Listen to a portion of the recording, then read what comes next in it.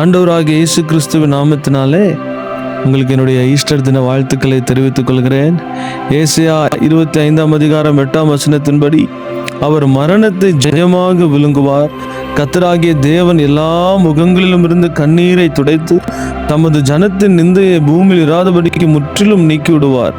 கர்த்தரே இதை சொன்னார். ஆண்டவர் மரணத்தை ஜெயித்ததுனால நாமும் இந்த உலகத்துல எல்லா விதமான அக்கிரமங்களையும் மீறுதல்களையும் எல்லா விதமான சீர்கேட்டிலிருந்து ஜெயம் எடுப்பதற்காக அவர் உயிரோடு கூட எழுந்தார். ஜெயம் எடுத்த கர்த்தர் நம்மையும் ஜெயமாக வாழ வைப்பார்.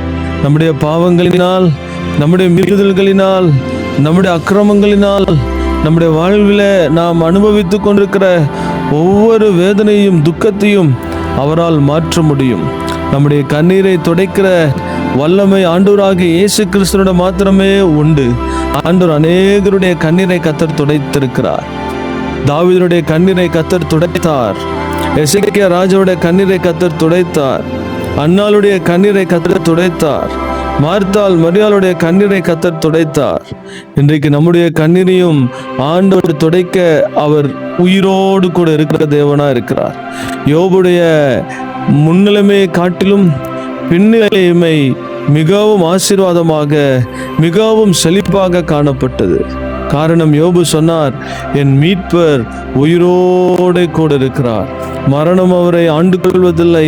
அவர் மரணத்தை ஜெயமெடுத்த தேவனாய் இருக்கிறார். நிச்சயம் நம்முடைய மீட்பர் உயிரோடு இருக்கிறனால நாம் சென்று கொண்டிருக்கிற கடினமான பாதையில, எதிர்நோக்கி கொண்டிருக்கிற கடினமான சூழ்நிலைகளில நம்மை மீட்டெடுத்து நம்முடைய கண்ணீரை துடைத்து நம்மை ஆதரித்து நம்மை வழிநடத்த அவர் ஜீவனுள்ள ஒரு தேவனா இருக்கிறார்.